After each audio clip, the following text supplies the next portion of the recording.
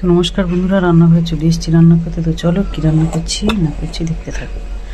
এখানে আদা কাঁচা লঙ্কা বেটে নিয়েছি। এখানে আছে মাছ ভাজা, মাছের ঝোল বানাবো বলে এখানে নিয়েছি ফুলকপি ভেজে, বড়ি ভেজে নিয়েছি, বেগুন ভেজে নিয়েছি, সজনা ডাঁটা ভেজে নিয়েছি, আর দেবো হচ্ছে গাজর আর পেঁপা আলু। আজকে সব রকম একটু দিয়ে করবো, মানে মাছের ঝোলটা বানাবো। এখানে নিয়েছি পেঁয়াজ কুচে, আর এটা বানাবো চচ্চড়ি এই মাছের মাথা দিয়ে। আজকে সব রকম সবজি এক জায়গায় করে দিয়ে মাছের তরকারি বানাবো,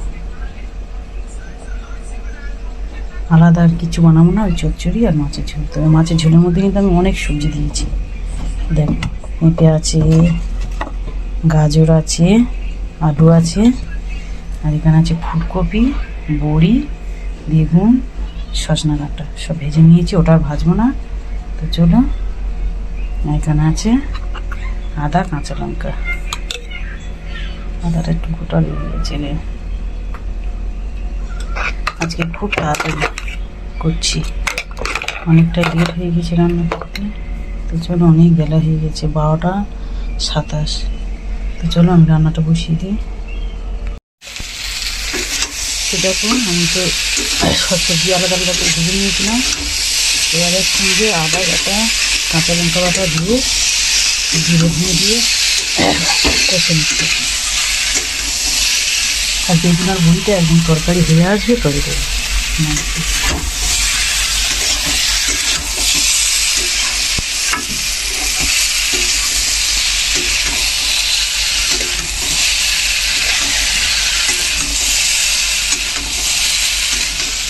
আমি কিন্তু আজকে তরকারিটা একদম কাঁচা লঙ্কা দিয়ে বানাবো, কোনো রকমই আজকে জিরে লঙ্কা ব্যবহার করবো না।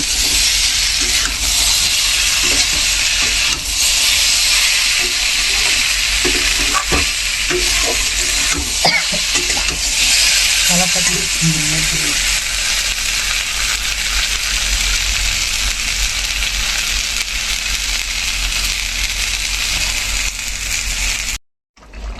আমি ঝোলের মধ্যে মাছ দিয়ে দিয়েছি আর বড়ি দিয়ে দিয়েছি।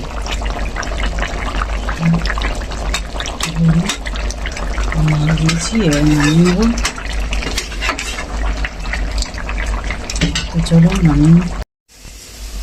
তো বন্ধুরা, তরকারি নামিয়ে নিয়েছি, একদম পাতলা কাঁচা লঙ্কা আদা জিরে বাটা ঝোল, বড়ি সজনা ডাঁটা সব রকমের সবজি দিয়ে আজকে বানিয়েছি। কেমন লাগলো অবশ্যই কমেন্টে বলবে।